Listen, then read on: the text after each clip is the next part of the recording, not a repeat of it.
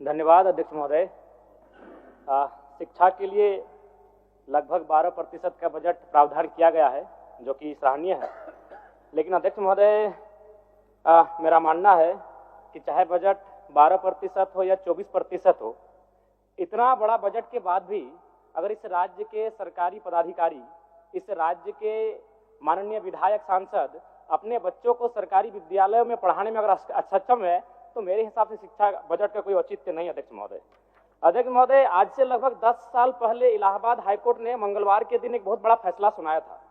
Court ने कहा था कि यूपी के सभी जनप्रतिनिधियों, सरकारी अफसरों, कर्मचारियों और जजों को अपने बच्चों को सरकारी प्राइमरी स्कूलों में पढ़ाना होगा।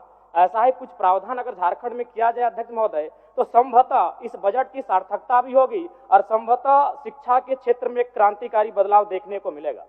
अध्यक्ष महोदय, मैं एक आपके माध्यम से सरकार को एक मामला संज्ञान में देना चाहता हूं। स्कूली शिक्षा एवं साक्षरता विभाग, इसमें 5 इकाई होती है अध्यक्ष महोदय। प्राथमिक निदेशालय, माध्यमिक निदेशालय, जेईपीसी, जैक और जेसीआरटी। अध्यक्ष महोदय, अगर प्राथमिक निदेशालय और माध्यमिक निदेशालय की बात करें तो उसको संचालन करने के लिए एक डायरेक्टर होते हैं, एक ज्वाइंट सेक्रेटरी होते हैं, 2 या 3 डिप्टी डायरेक्टर होते हैं, 2 या 3 अंडर सेक्रेटरी होते हैं, 6 या 7 सेक्शन ऑफिसर होते हैं, 8 या 9 असिस्टेंट सेक्शन ऑफिसर होते हैं। यानी कुल मिलाकर 25 पदाधिकारी होते हैं महोदय, जबकि इसका वित्तीय बजट लगभग 100 करोड़ के आसपास होता है।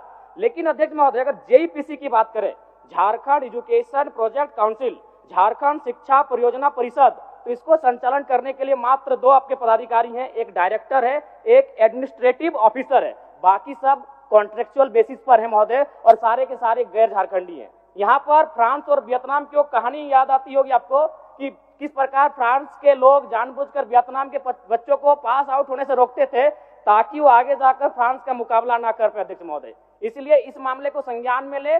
और ये जो कॉन्ट्रेक्चुअल है, वहां पर बताइए, 2 विभाग को आपके 50 ऑफिसर संभाल रहे हैं और एक विभाग जहां 2500 करोड़ का वित्तीय बजट होता है 1 साल का। ये बहुत गंभीर मामला अध्यक्ष महोदय, यहाँ जांच किया जाए।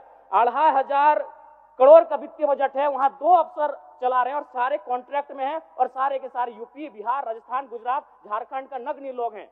तो ये झारखंड राज्य बनने का कोई औचित्य भी नहीं दिखता है अध्यक्ष महोदय। आरटीई, राइट टू एजुकेशन, जो 2009 में आया था, इसका प्रावधान ये था कि जो प्राइवेट सेक्टर होंगे वहां 25% उन बच्चों का एडमिशन लिया जाएगा जो निर्धन परिवार से आते हैं। लेकिन मेरा मानना है, अब जांच कर लें, इसका अनुपालन नहीं किया जा रहा था। सरकार को मैं संज्ञान देना चाहूंगा कि आरटी एक्ट जो 2009 में आया है, और चूंकि ये एक्ट भी महागठबंधन की सरकार में आया है केंद्र में, तो जाहिर सी बात है, मैं चाहूंगा कड़ाई से इस एक्ट का अनुपालन कराया जाए ताकि गरीब बच्चे लाभान्वित हो सके।